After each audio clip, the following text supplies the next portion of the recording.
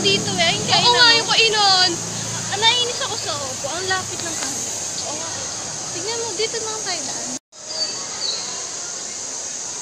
Hello, nakawit ako sa library. Namimiss ko yung library. Namimiss ko dyan. Yung tipong pag wala pang klase or pag maaga ako. Sige, dyan ka na nga.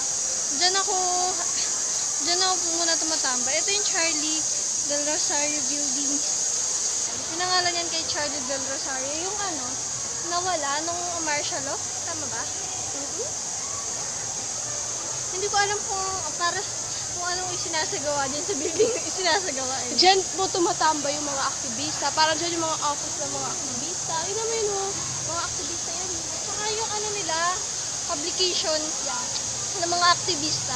Yun pala, dalawa yung publication dito, no? Isa yung mga publication ng mga aktivista. Tapos, isa yung publication ng totoong, anong pangalan?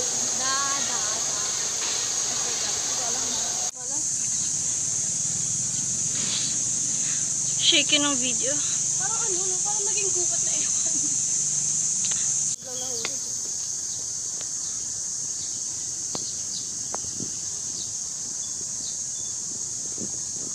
Ayan, nakikita niyo yung mga water lily.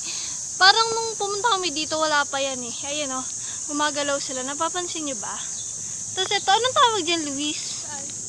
Yan o, sa mga sasakang pangdagat. Yes. Ano yan? Sa ferry. Ferry? Sinasakay niyan? Pasig River Ferry. Yeah.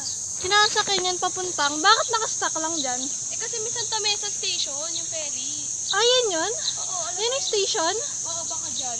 Hala, parang gusto ko mapuntahan. Ano, try tayo. Init, naiinitan ako. Ang tsaka ako pag nakaipit. Tsaka pag nakasalamin, kaya itinaas ko na lang ang salamin. Harang nipis ang buhok ko dito. Ayan! Dito kami! Nakikita niyo ba yan, guys? Ito yung sa background ko.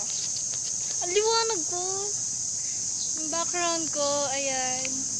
Mga trees. Daming puno dito, no? Akala mo hindi school. Si Luis taking pictures. Pang IG niya yan. Naksala si Star dito. Ewan ako pa doon sa dami pang eche-boleche doon. Ala, ang liwanag ko. Ayan.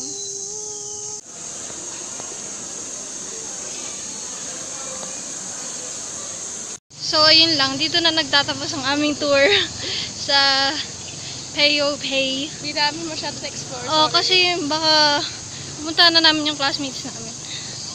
Ayan, bye-bye.